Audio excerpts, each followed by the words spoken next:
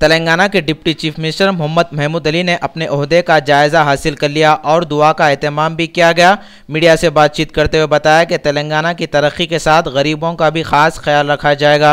Deputy chief minister और वजीर बनाए जाने पर उन्होंने तेलंगाना राष्ट्रीय समिति के सदर व चीफ मिनिस्टर चंद्रशेखर राव और पार्टी के कारकुनों से इज़हार तशक्कुर किया। उलमाए कराम के अलावा कई लोगों ने इन्हें मुबारकबाद देते हुए शालपोशी करते हुए गुलपोशी की। इस मौके पर deputy chief minister Mohammed Mahmood Ali के हमरा मोहम्मद आजम अली, मसीउल्लाह, पार्टी के कारकुनों के अलावा दीगर लोग मौजूद थे।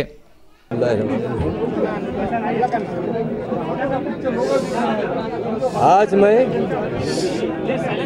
रेवेन्यू मिनिस्ट्री का चार्ज लिया हूँ, जिसके लिए मैं सदर मोहतरम तेलंगाना राष्ट्र समिति का शुक्रगुजार हूँ। उन्होंने पहली मर्तबा आज 57 साल से कभी भी कोई मुसलमान को डिप्टी सीएम नहीं बनाया गया था और रेवेन्यू मिनिस्ट्री नहीं दी गई थी, मगर हमारे महात्मा लीडर ने सेकुलरिज्म का मुजाहरा करते हुए जिस तरह निज़ाम सरकार जब बादशाह थे तो वज़ीर आज़म महाराजा किशन प्रसाद थे, उसी सेकुलरिज्म की मिसाल कायम की है।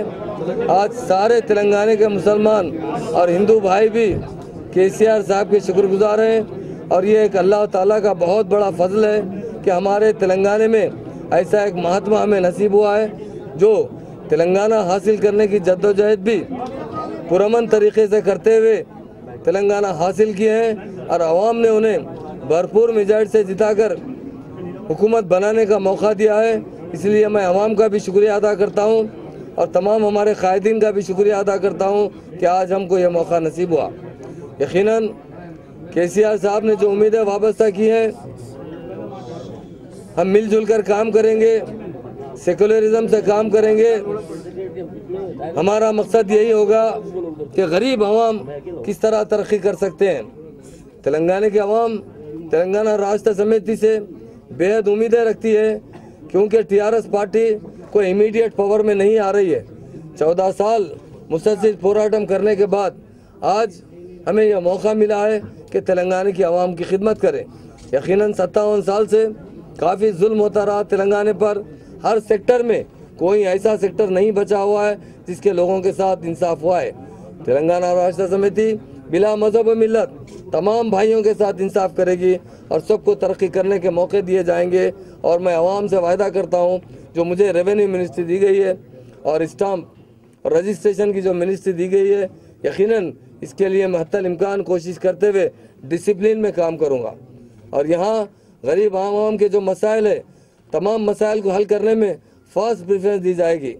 तमाम कलेक्टरों से बात की जाएगी, तमाम कमिश्नरों से बात की जाएगी, प्रिंसिपल सेक्रेटरी से बात की जाएगी। उनके साथ मीटिंगां करते हुए इसमें जो खामियां है डिपार्टमेंट में उसे दूर किया जाएगा।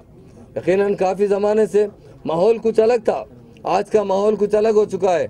आज एक ऐसा अच्छा माहौल पैदा करना चाह रहे हैं केसीआर साहब कि जिससे डिसिप्लिन भी पैदा हो और तमाम गरीब आवाम की खिदमत हो। इसलिए मैं तमाम भाइयों का शुक्रिया अदा करता हूं और अल्लाह ताला से दुआ करता हूं कि तेलंगाना राष्ट्र समिति को जो काम करने का मौका दिया गया है उसमें कामयाबी अता हो। और मैं आवाम से भी अपील करता हूं और सरकारी मुलाजिमीन से अपील करता हूं कि हमारे साथ कोऑपरेट कीजिए। यकीनन सरकारी मुलाजिमीन का जो महकमा है वो हमारे साथ मिलजुल कर एक फैमिली मेम्बर की तरह काम करें और दयानतदारी से काम करें, तो ये तेलंगाना कुछ सालों के अंदर हिंदुस्तान में नंबर 1 स्टेट बनेगी। ये बहुत जल्द, ऐसा नहीं है, ये साबिक़ा में भी निज़ाम स्टेट के जो कारनामे हैं वही कारनामे हम लाते हुए उस तरह से हुकूमत करना चाहते हैं जिसका नाम सेकुलरिज्म है। सर, एक बात ये है कि आम आवाम से आप